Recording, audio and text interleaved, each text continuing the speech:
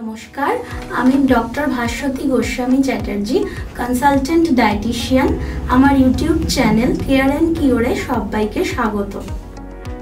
আজকে আমরা যে বিষয়টি নিয়ে আলোচনা করব সেটি হচ্ছে একটি বাচ্চার গ্রীষ্মকালে ডায়েট কীরকম হওয়া উচিত।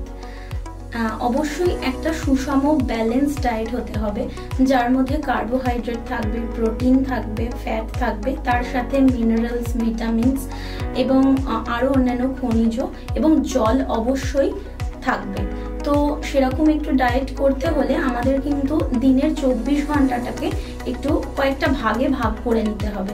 যেমন সকালবেলা বাচ্চাটি ওঠার সময় আর্লি মর্নিং তাকে জল খাওয়াতে হবে, যেহেতু সে রাত্রিবেলা ঘুমিয়েছে 7-8 ঘন্টা, তার জলের চাহিদা আছে, সে ঠিকমতো জলের চাহিদা মেটেনি, তো সেই জন্য তার বডি অলরেডি ডিহাইড্রেটেড হয়ে আছে। সেই জন্য ঘুম থেকে উঠেই বাচ্চাটিকে জল খাওয়ানো যেতে পারে, একটু কুসুম গরম জলও খাওয়ানো যেতে পারে, কিন্তু সেটা শীতকালে, কিন্তু গরমকালে আপনি এমনি জলই খাওয়াতে পারেন।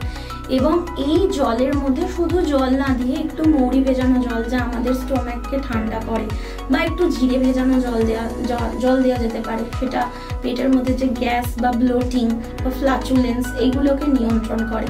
তারপরে বাচ্চাটি যখন ব্রেকফাস্ট করতে বসছে তখন তাকে কিন্তু ব্রেকফাস্টে অবশ্যই কার্বোহাইড্রেট আর প্রোটিন রাখতে হবে। বাচ্চাকে চিড়ে দই একটা খুব ভালো ব্রেকফাস্ট হতে পারে, তার সাথে একটা ডিম সেদ্ধ দিলেন। ডিমের বায়োলজিক্যাল ভ্যালু অনেক বেশি, ডিমের মধ্যে আপনি প্রোটিন পাচ্ছেন, এগ ইয়কে ফ্যাট পাচ্ছেন, গুড ফ্যাট, আর তার সাথে আপনি ডিমে কিছুটা আয়রনও পাচ্ছেন। তার ফলে এটা একটা কমপ্লিট ব্রেকফাস্ট হলো। তার সাথে বিভিন্ন রকম স্মুদিও বানিয়ে দিতে পারেন, যেমন ওটস দিয়ে, বিভিন্ন রকম ফল থাকতে পারে তার মধ্যে, বা দইও থাকতে পারে তার মধ্যে, দুধ দিয়েও করতে পারেন স্মুদি, একটা বাচ্চাদের খুব ভালো উপাদেয় জলখাবার। সুজির উপমাও করে দিতে পারেন বিভিন্ন গ্রিন লিফি ভেজিটেবলস দিয়ে, ওরা যা যা পছন্দ করে। প্লেটটাকেও তো সুন্দর হতে হবে না, দেখতে নানান রকম রং দিলে, নানান রকম ভেজিটেবলসের রঙে ওরা খুব প্যালাটেবল হয়, দেখতে সুন্দর হয়। তারপরে আপনি মিড মর্নিংয়ের ক্ষেত্রে একটু ফ্রুট স্যালাড বানিয়ে দিতে পারেন। ফ্রুট স্যালাডের মধ্যে বিভিন্ন রকম ফ্রুট 2-1 কুচি করে দিতে পারেন, যেমন এখন তো তরমুজ বাজারে পাওয়া যাচ্ছে, বা খরমুজা বা মাস্ক মেলন যেটাকে বলি। তার সাথে একটুখানি আপনি একটু ডেটস দিতে পারেন, খেজুর এরকম করে দিতে পারেন, শরবতি লেবুও দিতে পারেন, আনারস, এরকম কিছু থাকতে পারে। তারপরে দুপুরবেলায় কিন্তু আপনাকে কার্বোহাইড্রেট, ফ্যাট, প্রোটিন, মিনারেলস একটা কমপ্লিট মিল আপনাকে প্রোভাইড করতে হবে। তার মধ্যে এই গ্রীষ্মকালে যেটা এমন কিছু সবজি আপনাকে বাছতে হবে যার মধ্যে কিন্তু জলের পরিমাণ খুব বেশি, যেমন ধরুন লাউয়ে কিন্তু জলের পরিমাণ প্রায় 90%, 90 থেকে 92%। তাহলে আপনি লাউয়ের একটা সবজি করে দিতে পারেন। তার সাথে লাউ চিংড়ি হতে পারে, চিংড়ি মাছে আপনি প্রোটিনও পেলেন, জিঙ্কও পেলেন। জিঙ্ক কিন্তু আমাদের ব্রেন ডেভেলপমেন্টে সাহায্য করে। তার সাথে আপনি কিছু ঝিঙে পোস্ত রাখতে পারেন। পোস্ত তো বাঙালিদের একটা ভীষণ একটা জনপ্রিয় খাবার, পোস্তয় ক্যালসিয়াম থাকে, তো সেই হাড় ডেভেলপমেন্টও হলো বাচ্চাটি। তার সাথে ক্যাপসিকাম রাখতে পারেন, ক্যাপসিকাম দিয়ে একটা পনির দিয়ে কিছু করে দিতে পারেন। পনির প্রোটিনের পরিমাণ খুব বেশি থাকে। তার সাথে আপনি একটা পনির না হয় যদি মাছ রাখতে পারেন, একটা মাছ ওই 50 থেকে 75 গ্রাম একটা মাছের পিস রাখতে পারেন। ডাল তো অবশ্যই রাখতে হবে, ডাল ভাত আমরা যে এই কম্বিনেশনটা বলি না, ডাল ভাত, এতে কিন্তু এসেনশিয়াল অ্যামিনো অ্যাসিডের পরিমাণ এতটাই বেশি যা আমাদের হোল বডি ডেভেলপমেন্টে বাচ্চাটির কিন্তু খুব বেশি সাহায্য করে। তারপর বাচ্চাটির ডায়েটে দুপুরবেলা টক দই রাখা যেতে পারে, টক দইও আমাদের পেটকে ঠান্ডা করতে সাহায্য করে। এরপরে আপনি চলে আসুন বিকেলবেলা, আর এর মধ্যে কিন্তু আপনাদের জলটা খাইয়ে যেতেই হবে। জল কিন্তু ORS এর মাধ্যমে হতে পারে, বাটার মিল্ক বা লস্যির মাধ্যমে হতে পারে, ছাঁচের মাধ্যমে হতে পারে, যেটাকে নোনতা লস্যি আমরা বলি। তার মধ্যে একটু জিরে গুঁড়ো আপনি মিশিয়ে দিতে পারেন সিজনিংয়ের জন্য, এটা খেতে খুব ভালো লাগে। তার সাথে আপনি কিছু স্যুপ রাখতে পারেন, ক্লিয়ার স্যুপ, ক্লিয়ার ব্রথ রাখতে পারেন। বিকেলের দিকে জলখাবারে ওদের একটু মাখানা দিয়ে ভেল বানিয়ে দিতে পারেন, তার মধ্যে একটু পেঁয়াজ রইলো, তার মধ্যে একটু শসা রইলো, বা বিকেলের দিকেও আপনি লস্যি দিতে পারেন, ফ্রুট কাস্টার্ড বানিয়ে দিতে পারেন। এতে কি হচ্ছে, প্রোটিনের চাহিদাও মিটছে, ভিটামিন মিনারেলস, আবার দেখতেও ভালো লাগছে, খেতেও ভালো লাগছে। আর সর্বোপরি কি হচ্ছে যে বাচ্চাটি বিভিন্ন রকম খাবারের সাথে পরিচয় হচ্ছে। কারোরই তো একঘেয়ে মোনোটোনাস যদি রুটিনে আপনারা চলেন তাহলে কিন্তু ও খেতেও চাইবে না বা পরিচিতিও হবে না খাবারের সাথে। এরপরে আমরা চলে আসব রাত্রের খাবারে। রাত্রের খাবারটাকে কিন্তু একটু হালকা রাখতে হবে, যেহেতু ম্যাক্সিমাম ক্ষেত্রে দেখা যায় রাত্রের খাবার যদি 8:30 থেকে 9টার মধ্যে শেষ করে নিতে পারেন, একটা মিনিমাম 1 ঘন্টার গ্যাপ যদি রাখা যায় শোয়ার আগে, তাহলে কিন্তু ডাইজেশন বলুন বা আমাদের যে মেটাবলিজম এগুলো কিন্তু ঠিকঠাক মতো হয়। ফলে একটা বাচ্চার যে overall weight gain, height gain এবং তার যে ব্রেন ডেভেলপমেন্ট সব কিছু কিন্তু অ্যাট পার থাকে। কোনো রকম ডেভেলপমেন্টাল ডিলে কিন্তু সেক্ষেত্রে দেখা যায় না বা রেয়ার দেখা যায়। তো রাত্রের ক্ষেত্রে আপনারা রাত্রে একটা কাবলি ছোলার তরকারি রাখতে পারেন। কাবলি ছোলার মধ্যে খুব বেশি ফোলেট আছে। তারপরে আপনি একটা সব রকম সালাড রাত্রিবেলা রাখতে পারেন। বাচ্চাটিকে মাল্টিগ্রেন আটা রুটি দিতে পারেন রাত্রিবেলাও আপনি যেগুলো পেট ঠান্ডা করে, যেমন চাল কুমড়োর তরকারিও দিতে পারেন, একটু তার মধ্যে ভালো লাগার জন্য একটু কোকোনাট, একটুখানি নারকেল দিতে পারেন তার মধ্যে। এর সাথে আর কি সয়াবিনের তরকারি হতে পারে প্রোটিন সাপ্লিমেন্টস হিসাবে। এইভাবে যদি একটা সর্বোপরি যদি একটা সব কিছু মিলে যে ব্যালেন্সড নিউট্রিশনের কথা আমি বলছি, যেখানে carbohydrate, protein, fat, vitamin, minerals সব কিছু যেখানে থাকবে, সেখানে কিন্তু ইমিউনিটি বা ইনফেকশনের চান্স খুব কম থাকে। এখন যে তীব্র গরম পড়েছে, এখন ডিহাইড্রেশনের জন্য কি হচ্ছে শরীরে কিন্তু ইনফেকশনের চান্সও খুব বেশি থাকছে। এবার আসি কি খাবার বাচ্চাদেরকে দেওয়া যাবে না বা টু সাম এক্সটেন্ট অ্যাভয়েড করলে ভালো হয়। যেমন টেবিল সুগার বা রিফাইন্ড সুগার। এক্সেপশনাল কেস হচ্ছে যদি ওআরএস বলতে হয়, ওআরএস দিতে হয়, তাহলে কিন্তু টেবিল সুগার লাগবে। কিন্তু তাছাড়া টেবিল সুগার বা রিফাইন্ড সুগার যদি অ্যাভয়েড করা যায়, কি দিয়ে রিপ্লেস করবেন? গুড় দিয়ে রিপ্লেস করতে পারেন। মধু দেওয়া যেতে পারে, খুব বেশি না, যেহেতু মধুরও কিন্তু সুক্রোজ কন্টেন্ট বেশি থাকে। এছাড়া কিন্তু চা, কফি যেগুলো বাবা মা খাচ্ছে, বাচ্চাকেও আপনি অফার করলেন, জোর করার তো কোনো প্রশ্নই নেই, কিন্তু অফার না করাই ভালো।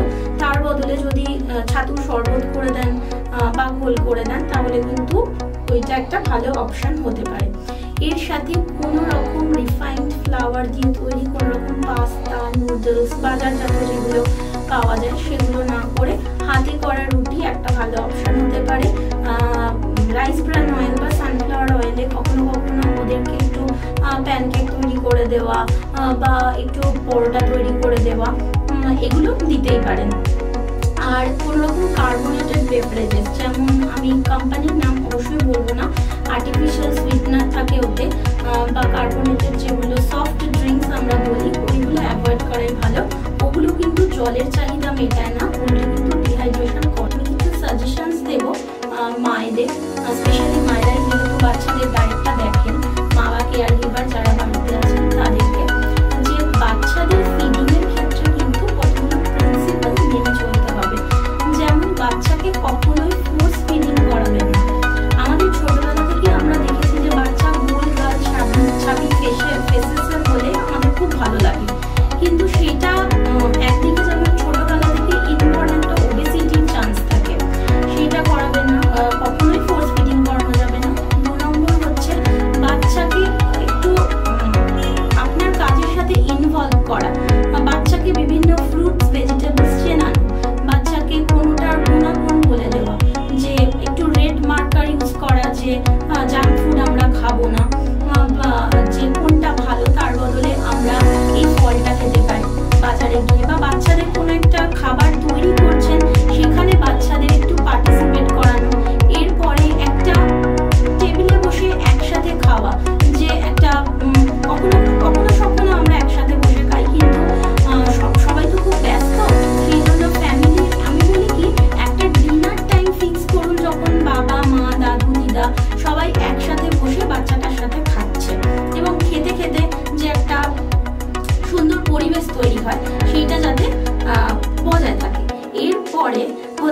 বাচ্চাকে কখনোই ব্রাইব করা যাবে না।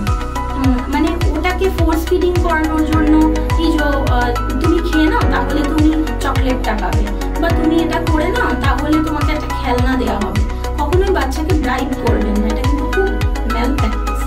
এবং আমাদের জীবকে নিয়ন্ত্রণ করা বা মানে মায়েদের, কেন আমি এটা বলছি যে আমি বাইরে ওর চোখ এড়িয়ে বাজে কিছু খাবার, বাইরের বাজারজাত খাবার খেয়ে এলাম বা কোল্ড ড্রিঙ্কস খেলাম, কিন্তু বাচ্চাটাকে আমি ছাতু শরবত খাওয়াতে চেষ্টা করছি বা বলছি না তুমি টক দই খাও, কিন্তু কখনোই ও কিন্তু ঠিকই বুঝতে পারবে।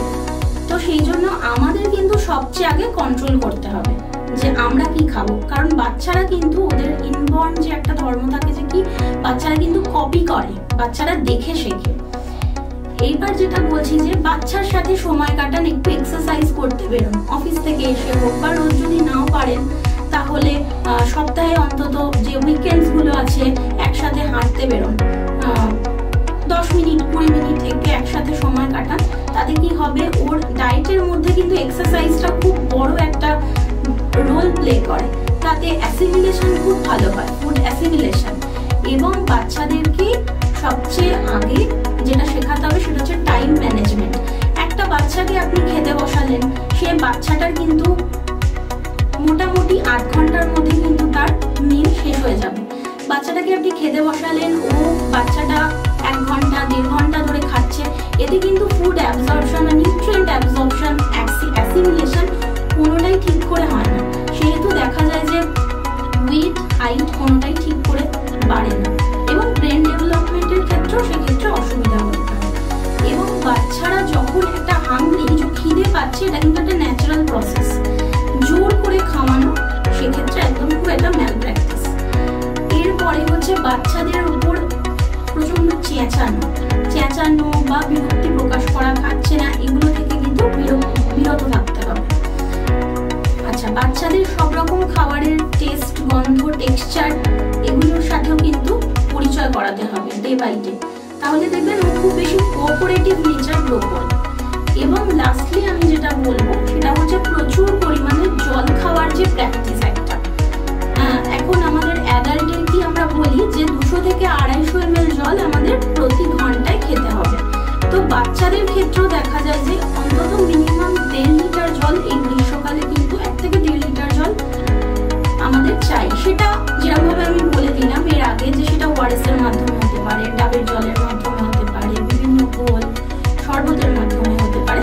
এইভাবে যদি আপনারা একটা মিল প্ল্যান করেন, তাহলে যদি একটা সুষম খাদ্য তালিকা কোনো একজন বিশেষজ্ঞ নিউট্রিশনিস্টের কাছ থেকে বা ডাক্তারবাবুদের সাথে পরামর্শ করে অবশ্যই যদি নিতে পারেন, তাহলে কিন্তু আপনার বাচ্চা গরমকালে এই যে একটা ক্রাইসিস চলছে, প্রচন্ড লু, প্রচন্ড গরম, তাপপ্রবাহ, এর থেকে কিন্তু অবশ্যই একটা প্রোটেক্টিভ এনভায়রনমেন্টে কিন্তু থাকবে, চিন্তার কোনো কারণ নেই। আজকের আলোচনা তাহলে এই পর্যন্তই। যদি আরো কোনো নতুন তথ্য জানতে হয় বা আরো বিশদে জানতে হয় বা আরো কোন বিষয়ে আপনারা জানতে চাইছেন, অবশ্যই কমেন্টস বক্সে এসে লিখবেন এবং আমার চ্যানেলটিকে অবশ্যই সাবস্ক্রাইব করে বেল আইকনটিকে প্রেস করে দেবেন, যাতে যদি কোনো নতুন ভিডিও